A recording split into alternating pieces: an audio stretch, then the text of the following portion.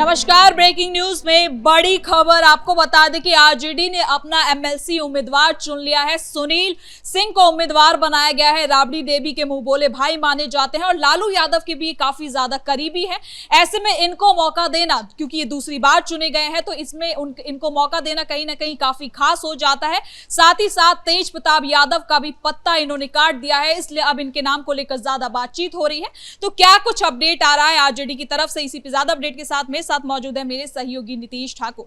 तो सबसे पहले बात करते हैं सुनील सिंह की। तो क्या कुछ चल रहा है आरजेडी के अंदर, क्योंकि इनको एक बार फिर से उम्मीदवार बनाया गया है। देखिए, उम्मीदवार तो बना दिया गया है, लेकिन अंदर खाने पार्टी और परिवार दोनों में टूट फूट की खबरें लगातार सामने आ रही है।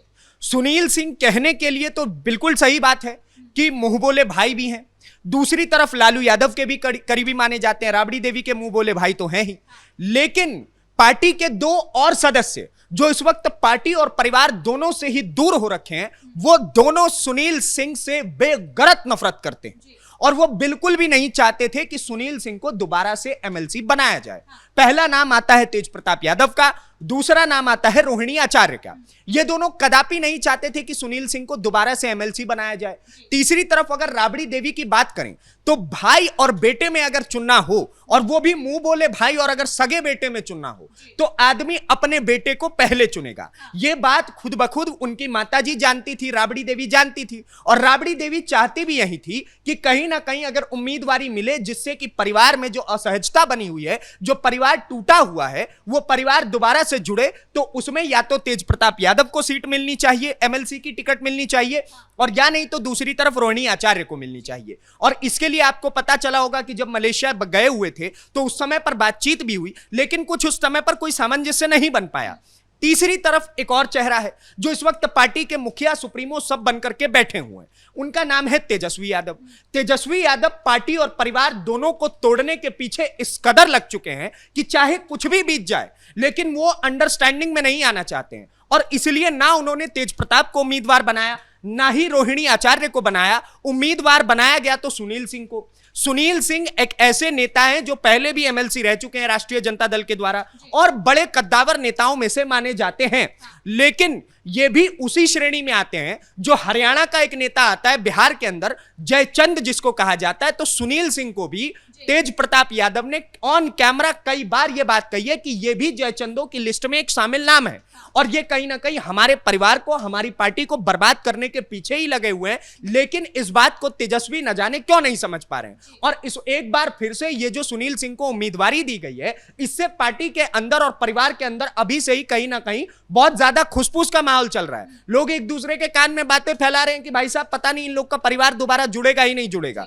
और इंडी अलायंस की यही सबसे बड़ी अजीबोगरीब बात है कि वो अपने उम्मीदवार जब भी पेश करता है, न जाने क्यों उसको लेकर के कंट्रोवर्सीज खड़ी हो जाती है। हालांकि एनडीए में भी इस बार एक कंट्रोवर्सी खड़ी हुई दीपक के नाम को लेकर के, लेकिन अंदर खाने अगर भारतीय जनता पार्टी की अगर आप केवल बात करिएगा तो वहां पे सब कुछ सटल चला। दूसरी तरफ अगर आप जनता दल यूनाइटेड की बात करिएगा तो वहां पर भी सब कुछ सटल रहा कि भाई साहब ये नाम है, हमें कोई समस्या नहीं है, पार्टी के अंदर भी कोई लड़ाई नहीं देखने को मिली। लेकिन अगर यहां पर राष्ट्रीय जनता दल की बात करें तो हर बार जब जब उम्मीदवारों के नाम आते हैं, चाहे वो आपने देखा होगा कि राज्यसभा के चुनावों में नाम आए तो वहां पर भी बड़ी समस्याएं देखने को मिली। अब इस तरफ एमएलसी के चुनाव में जो नाम आ रहे हैं उसको लेकर के भी समस्याएं देखने को मिल रही है। तो इससे पता चलता है कि पारिवारिक जमीन पर और राजनीतिक पृष्ठभूमि पर दोनों ही जगह पर इस वक्त राष्ट्रीय जनता दल जो है वो टूटती हुई नजर आ रही है, बिखरती हुई नजर आ रही है, और दोनों ही जगह पर विन विन नहीं बल्कि लूज लूज गेम खेलते हुए नजर आ रही है। तो क्या ये कह सकते हैं कि परिवार का मतभेद मुंह बोले भाई को फायदा पहुंचा रहा है? क्योंकि जब ये नामांकन के लिए आज पहुंचे तो जब इनसे मीडिया कर्मी ने पूछा कि आपको कैसा लग रहा है,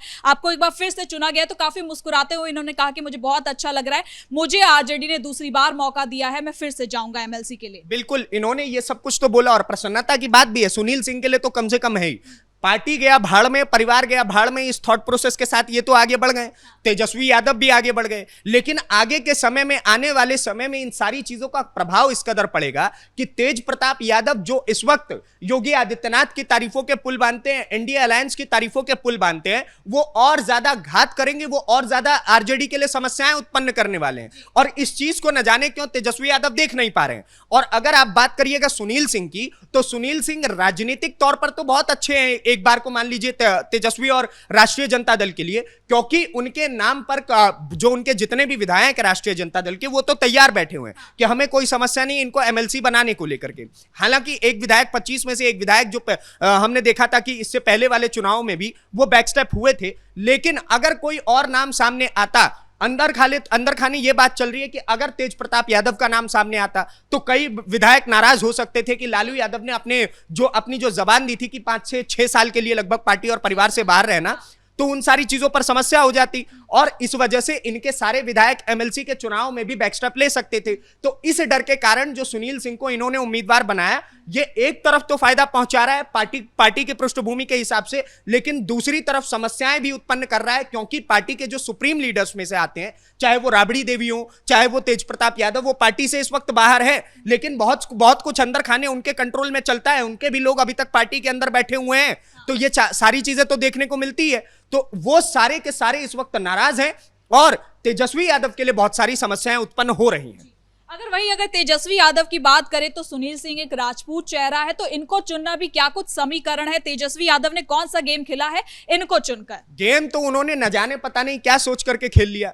वो सोचे कि आनंद मोहन नाराज हैं जनता दल यूनाइटेड से, तो आनंद मोहन अगर वहां पर नाराज रहेंगे और राजपूत चेहरे को अगर जनता दल यूनाइटेड ज्यादा सामने नहीं लाई है, तो ये सबसे बड़ी समस्या तो जेडीयू के लिए होगी और मैं आनंद मोहन को मना करके अपनी तरफ लेकर के आ जाऊंगा। ये गेम खेलने की उन्होंने कोशिश की और इसी कारण उन्होंने एक राजपूत चेहरे को, सुनील सिंह को ला करके सामने रख दिया। लेकिन उन्हें यह बात नहीं मालूम है, तेजस्वी यादव इस बात को भूल जाए कि राजपूत जितने भी हैं वो इस वक्त एनडीए अलायंस से हट करके आपकी तरफ आने वाले हैं, क्योंकि बिहार के अंदर आनंद मोहन सिंह एकमात्र राजपूतों का चेहरा नहीं है। मुझे लगता है कि आज के समय पर राजपूतों का चेहरा आनंद मोहन सिंह से ज्यादा तो पवन सिंह है, और पवन सिंह को तो भारतीय जनता पार्टी की तरफ से टिकट दिया ही गया है, तो रुष्ट होने का, रूठने का कोई मतलब बनता नहीं है। लेकिन फिर भी तेजस्वी के हिसाब से जो मास्टर प्लान है, और हर बारी तो वो अपने हर स्ट्रोक को मास्टर प्लान ही बोलते हैं, और ऐसे में जो उनको ये मास्टर प्लान लग रहा है, ये उन्हीं के खिलाफ आगे आकर के खड़ा होगा। क्योंकि जब आने वाले विधानसभा चुनाव होंगे, आने वाले लोकसभा चुनाव होंगे,